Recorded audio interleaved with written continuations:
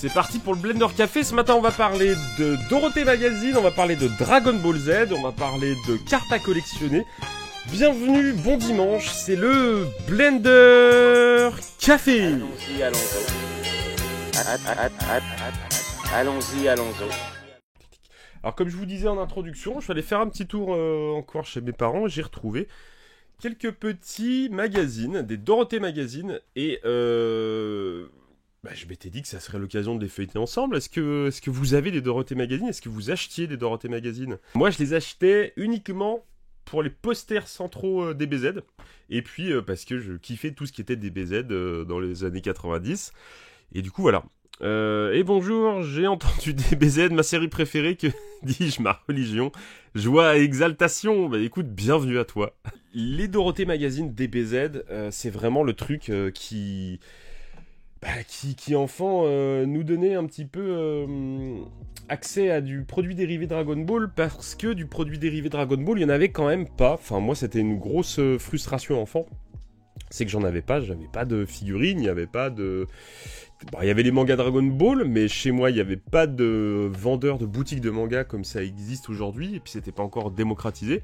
Il y avait un petit rayon au Mammouth, qui s'était appelé après Géant Casino, donc il y avait 2-3 petits magazines comme ça, de petits mangas qu'on pouvait acheter, mais il y avait surtout les Dorothée Magazine qui nous permettaient dans chaque bureau de tabac d'avoir accès un petit peu à ça. Les minifigs DBZ, alors voilà, après on a eu les minifigs DBZ qui sont arrivés, les figurines AB, ça a été la folie, ça je vous en parlerai un petit peu après. Les fameuses figurines à commander par correspondance contre plusieurs centaines de francs, ça aussi on en parlera tout à l'heure.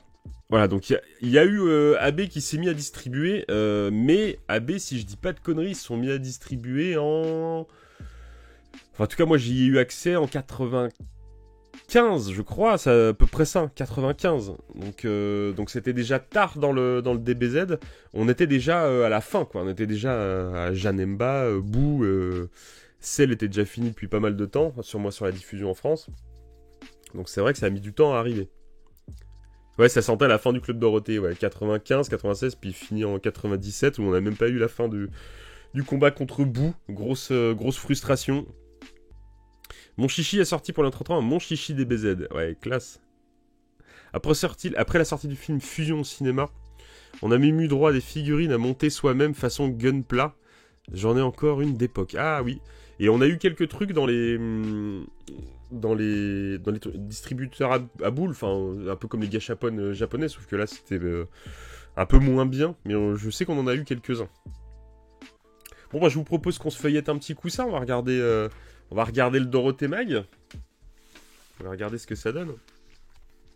Ou alors, est-ce que vous voulez qu'on commence direct avec les produits dérivés et après on se feuillette le magazine? Bon, on va peut-être déjà regarder ça tranquillement. Donc c'est vrai que la sortie du film en France, elle a quand même...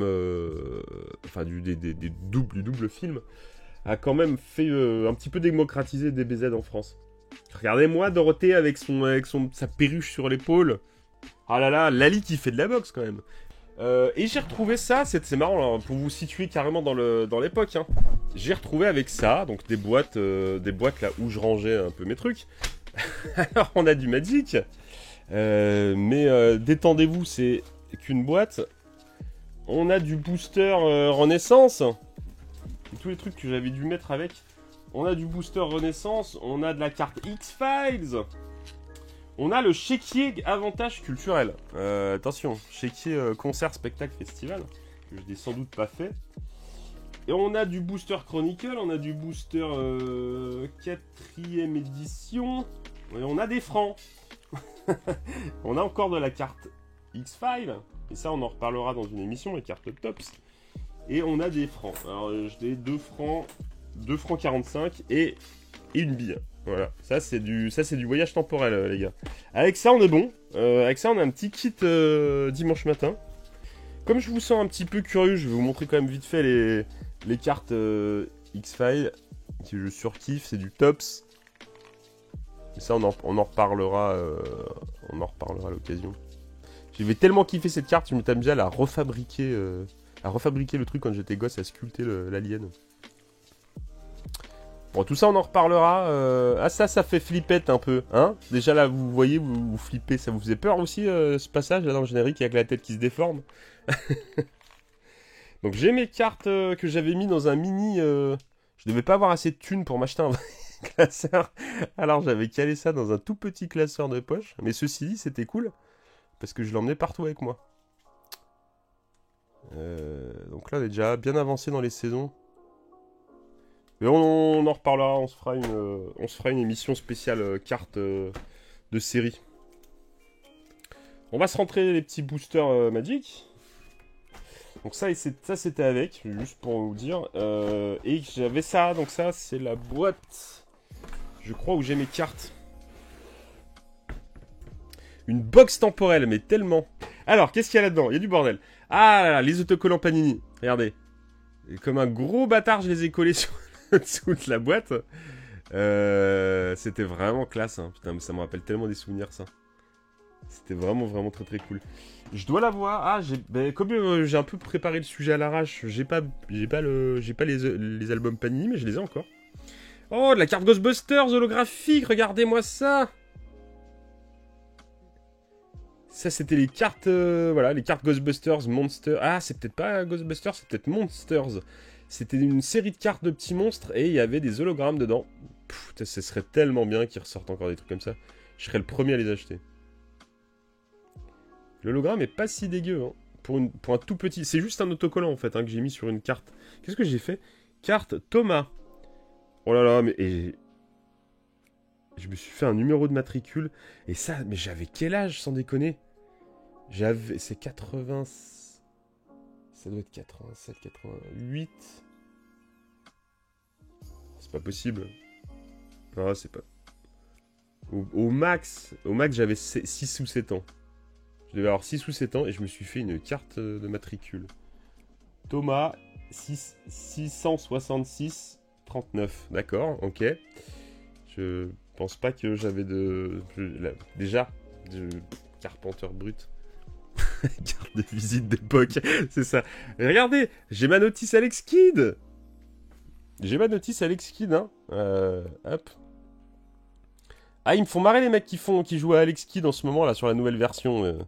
Je peux te dire que je l'ai poncé ce jeu. Pendant longtemps j'ai eu que ça. Regardez ça, il y a du G.I. Joe. Tous des copains et des héros. Regardez-moi ça, la carte G.I. Joe. Alors là, je peux pas tout vous montrer d'un coup. Sinon, ça vous brûle la rétine. Avec les petits persos, là, regardez. Babam, babam. La liste des persos. Franchement, c'était vraiment cool qu'ils mettent ça dans les jouets à l'époque. Parce que tu mettais ça dans ta chambre, ça te faisait un poster si t'aimais les jouets. Et derrière, hop. Derrière, t'as ça, la petite illustration de Garrido, là, qui va bien. Bon, je sais pas si c'est Garrido qui avait fait cela, mais il y a des chances. Les véhicules. Offre spéciale! Les G.I. Joe n'attendent plus que toi! Cobra te lance un défi, toujours masqué, ce terrible commandant. Les diaboliques Cobra ne connaît que le mal. Seras-tu capable de combattre contre lui?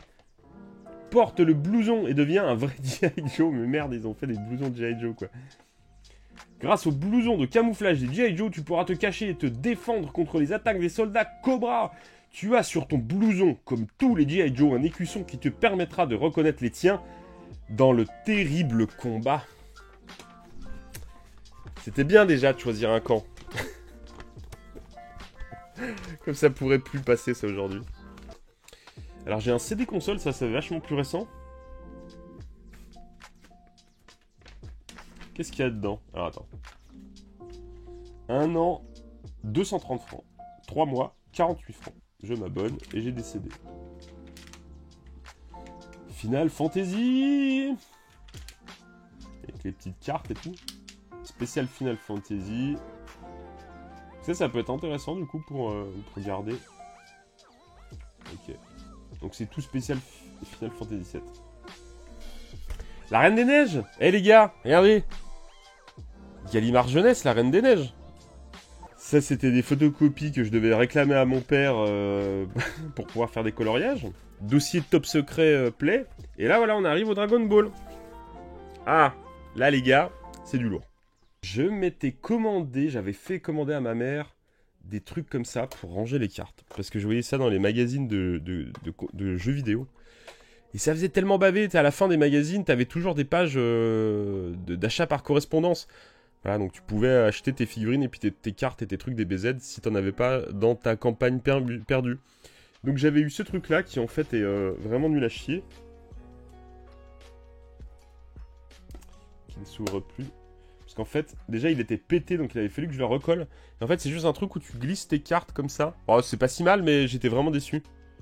Donc tu glisses tes cartes là-dedans pour les ranger, elles ne s'abîment pas. Voilà.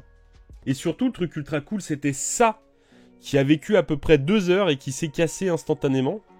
J'étais pas forcément une brute étant gosse, mais c'était pété. Donc je vais vous expliquer le concept, je sais pas si vous connaissez. Est-ce que vous savez ce que c'est? Alors oui, c'est pour ranger des cartes, effectivement. Mais quelle est la particularité? Alors oui, c'est pour ranger des cartes, effectivement. Mais quelle est la particularité? Bon, je vous ai prévenu, il est pété. Hein. Ça s'ouvre comme ça. Tu ranges tes cartes à l'intérieur. Tu mets tes cartes comme ça, ok? Tu refermes. Et ici, en fait, tu avais ce truc qui était, en fait, c'est logique que ça pète, hein, c'est des tout petits plastiques de merde. Donc, tu avais ce truc-là comme ça. Tu vois, sur le côté, comme ça. Et tu faisais tac, tac, et tes cartes sortaient une à une. Et c'était un distributeur de cartes. Alors ça, c'est quand même le truc oufissime. Les cartes en sachet individuel. Donc ça, c'est les premières cartes que j'ai pu trouver chez moi. Alors, le truc qui était vraiment hallucinant avec Dragon Ball, c'est que outre le dessin animé qui passait, moi, le mercredi matin, j'avais école. Donc je pouvais pas regarder Dragon Ball le mercredi matin. Donc j'avais fait un système avec mon cousin qui lui avait école le samedi matin.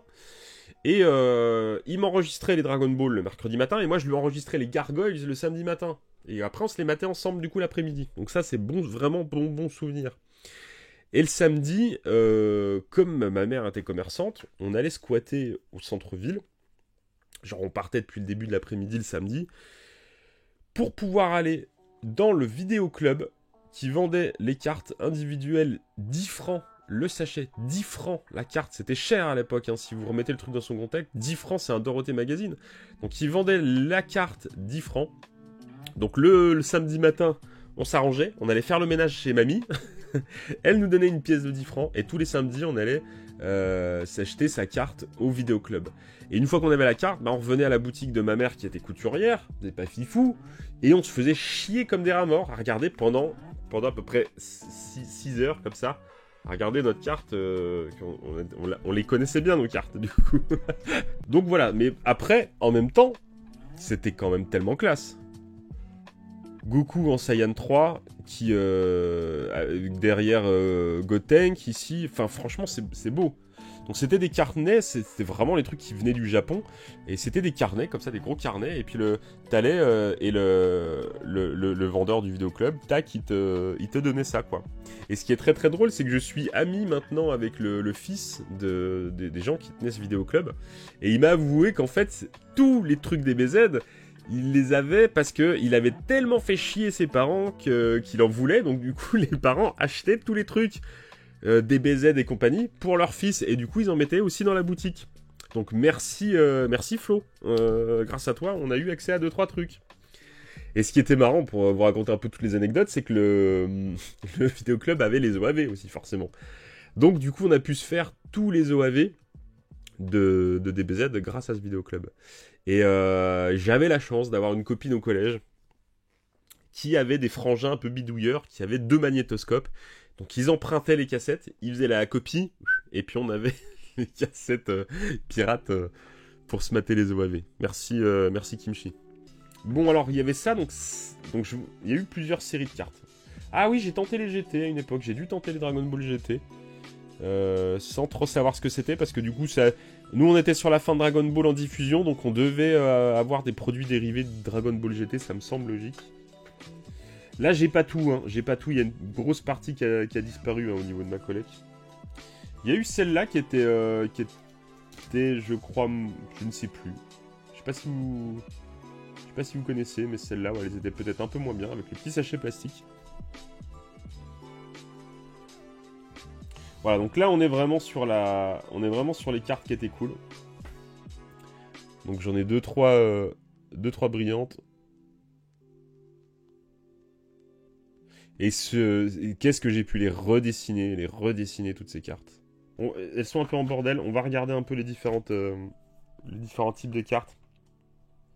Ça, c'est les GT dégueulasses. Et ça, voilà, ça c'est les Power Level qui étaient bien. Alors ça, voilà. Donc on a eu ces gammes-là en bord noir là qui étaient bien, qui étaient hyper simples aussi. On a eu celle-ci. Et puis ça, c'est quand ça a commencé à arriver avec les françaises. Et c'est un peu parti en couille avec celle-là. On a eu ces séries-là dégueulasses de screens qui sont immondes. Et puis on a eu les power level dégueulasses. Bon, il y avait quand même un peu d'effort quand même. Si, ouais, celle-là, elle est quand même pas si mal. Elle est quand même pas si mal. Les power level étaient quand même pas si mal. Ah, et puis celle-là, ça doit... Je sais pas ce que c'est. Elles ont un autre style avec des effets un petit peu tourbillants. Elles sont toutes fines, vraiment toutes fines. Donc il y a plusieurs séries de power level. Mais c'est vraiment de qualité différente. Vous voyez, celles-là, elles sont quand même pas ouf. Hein. Pour vous dire, celle-là, les power level à bord vert. La qualité, elle est pas ouf. Mais après, en même temps, vous voyez, derrière, putain, l'impression, elle est dégueulasse. Ça fait vraiment copie pas ouf.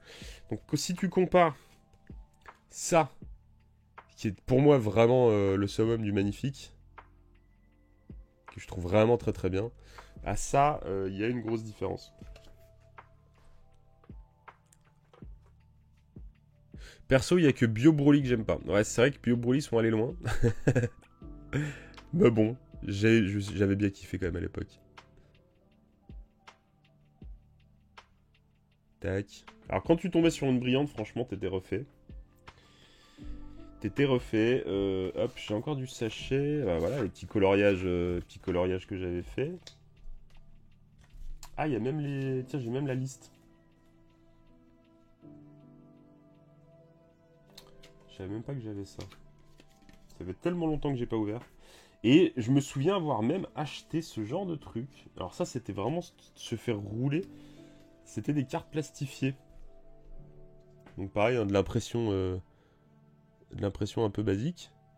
Plastifiée, mais bon, bah à l'époque, j'étais bien content d'avoir ça. Donc ça, c'est les rééditions des posters en version carte plastifiée. Ça, c'est vraiment mes petites reliques DBZ. Je suis vraiment... Vraiment content. Ça, c'est les sachets des cartes. Voilà. Ça, c'est les sachets de Cardass qu'on a eu. Hop. Ah, ça, c'était trop bien aussi. On a eu ces trucs-là. Ah ouais, mais je m'en souvenais plus du tout. On a eu ces trucs-là, regardez. Avec un lenticulaire. Je me souviens plus où j'ai eu ça. Mais ça pareil, ça vient du vidéoclub, j'en suis sûr. Avec le Great Saiyaman en lenticulaire. Je m'en souvenais plus, c'est trop bien.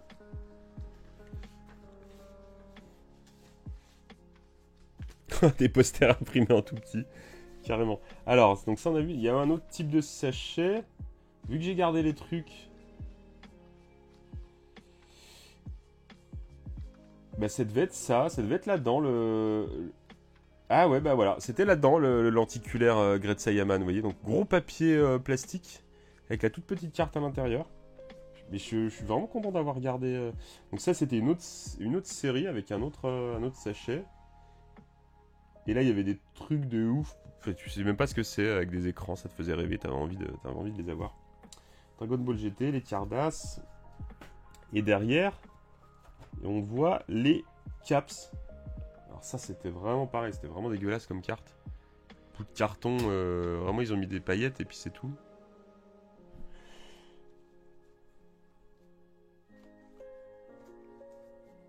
Ça, c'était les trucs qu'on découpait dans le Dorothée Magazine. Les fiches de perso avec Nappa.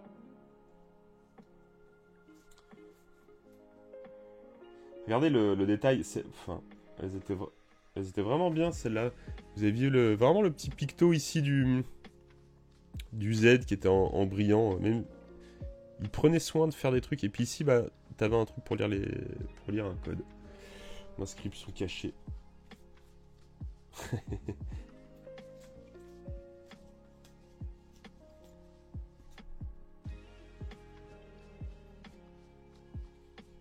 Ok. Donc ça, les cartes, je sais pas, on va peut-être pas...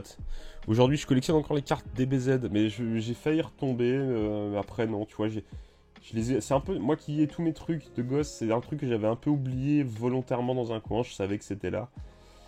Ça n'a pas de sens, regardez, ça n'a pas de sens.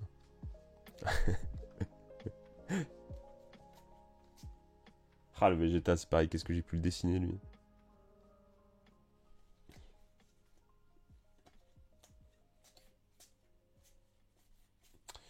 Ok.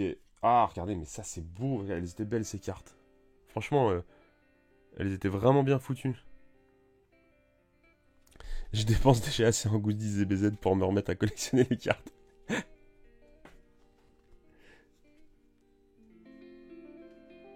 Ok.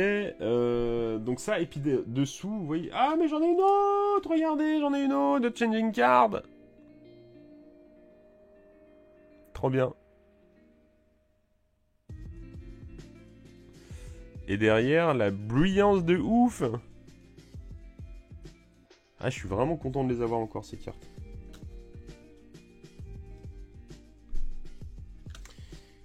Hop. On va regarder vite fait celle-là. Ah, Janemba, elle est cool. Carte avec Janemba.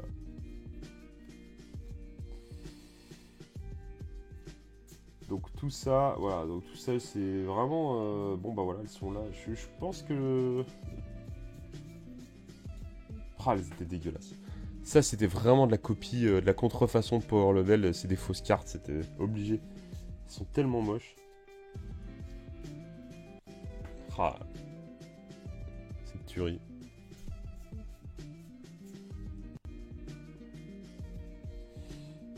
Hop, et dessous, vous avez les caps. Parce que quand les POG sont arrivés, effectivement, on a eu les caps DBZ qui sont ressortis. Il y a les nouveaux caps DBZ qui sont sortis. Je sais pas si vous en avez pris.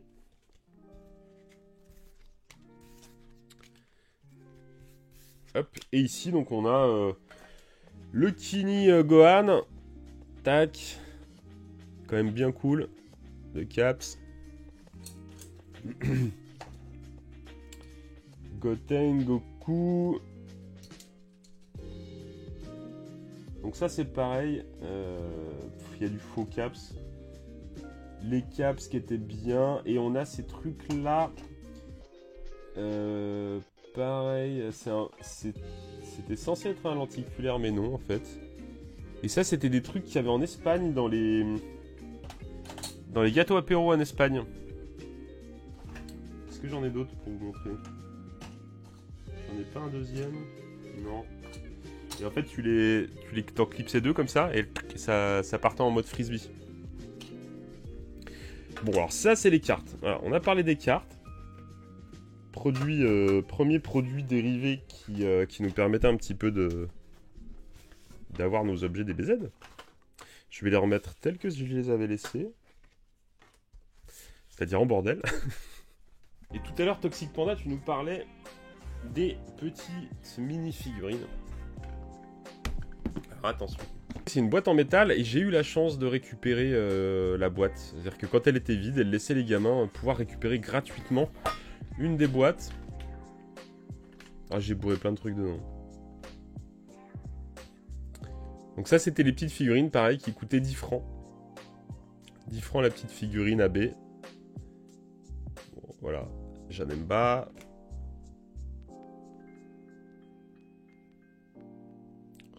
Regardez-moi le détail de ce visage. Quelle beauté! Oh là là, quelle tête! Regardez-moi cette tête. Magnifique. Précision dans le détail du visage. Mais ça, mine de rien, j'ai vraiment beaucoup joué avec. Parce que c'était mes toutes premières figurines Dragon Ball. Et pour le coup, j'ai vraiment... Ah bah ça y est, il s'est décidé à faire le focus. Pour le coup, j'ai vraiment beaucoup joué avec.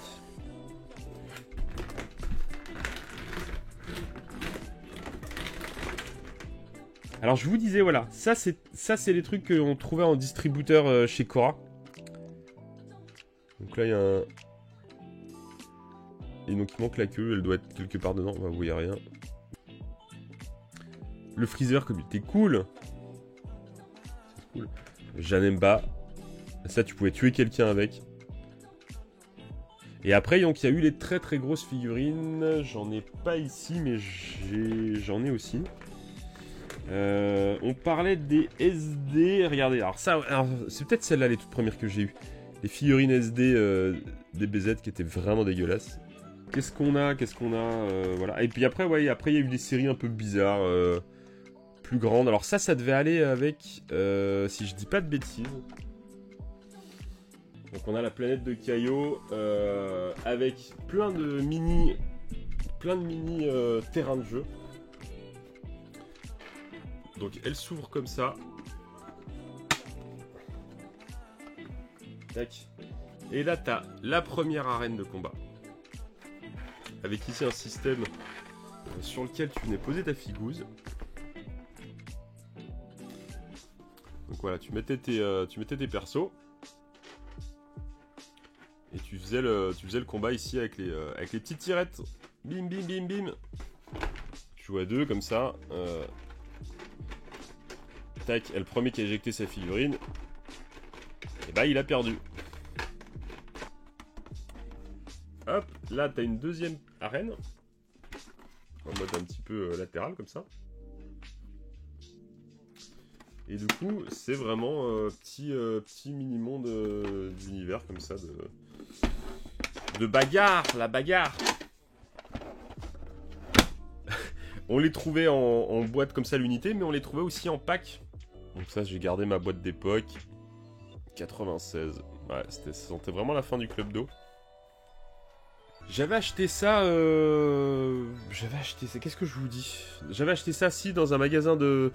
Bah voilà, quand la boutique de jeux vidéo a ouvert à l'endroit où j'habite, et ben voilà, il y avait on a eu accès à quelques petits trucs. Donc là, voilà, des pseudo-POG qui brillent. Je m'étais acheté la carte et vous voyez, c'était vraiment pas pour y jouer, c'était plus pour dire d'avoir un objet Dragon Ball que je pouvais mettre en déco dans ma chambre. Donc il n'a jamais été ouvert. C'est très certainement de la grosse contrefaçon imprimée par Fantasy J, 52 rue de l'Université à Lyon 7, vous voyez. Là on est vraiment sur de la grosse contrefaçon sans vergogne. Et puis j'avais eu ça dans un console plus, je crois, aussi. Le petit pins Gohan. Pareil, j'étais vraiment content de l'avoir. Trop peur de le perdre, je ne l'ai jamais mis. Et ça me permet de l'avoir encore aujourd'hui. Et voilà, donc mon truck en Super Battle. Donc ça, figurines qui vieillissent relativement mal, les plastiques jaunissent à mort. Mais qu'est-ce que j'étais content d'avoir cette figurine à l'époque. C'était très peu articulé, hein, vous voyez, il y avait les bras, les pieds, et puis donc là, l'épée ici qu'on pouvait lui mettre. Donc c'est vraiment le trunk à son arrivée. Voilà, et tu mettais les autocollants, donc tu avais un autocollant là, l'autocollant pour faire la poignée, et l'autocollant ici pour faire le décor qui a pris cher au niveau de la couleur. Donc ça c'est, voilà, celui-là je l'ai eu, et la deuxième figurine qu'elle m'a achetée, qui était du coup vraiment mon deuxième perso préféré, bah c'est Gohan. Quand je vous disais que ça vieillit mal, regardez. L'état du plastique qui est complètement jauni à l'idée. C'est bien crasse-pouille. jauni, puis ça commence à coller. Le plastique commence vraiment à coller. Donc ça, c'est vraiment dommage. Mais on est vraiment sur une problématique de conservation du jouet qui pose vraiment des problèmes. Voilà, donc c'est quand même vraiment chouette, hein, avec sa cape. Là, on est vraiment sur super belle figouze. Bon, vu qu'on est dans les DBZ, je vous parlais de la voiture de Monsieur Satan. Regardez, ça, vous l'avez forcément vu dans les génériques d'origine. Qu'on ne voit pas, si je dis pas de conneries. Ah si, on la voit dans le dessin animé. Si, on la voit dans le dessin animé. Et on la voit sous différents modèles. On la voit aussi quand Sangoku arrive au paradis pour la première fois. Il est déposé par ce véhicule-là, mais sauf qu'il est en version rouge avec un toit. Donc ça, c'est prévu, les petits loups, que je vous fasse une vidéo pour vous raconter l'histoire de cette voiture, qui est une vraie voiture qui existe réellement. Donc je vous ferai un de ces quatre, c'est prévu dans l'histoire de la chaîne, une vidéo qui vous racontera l'histoire de la voiture de Monsieur Satan. C'est un peu le bazar dans mes fenêtres, hein, je reviens tout de suite. Vous avez passé un petit moment sympa avec moi ce matin autour des figurines, des objets DBZ.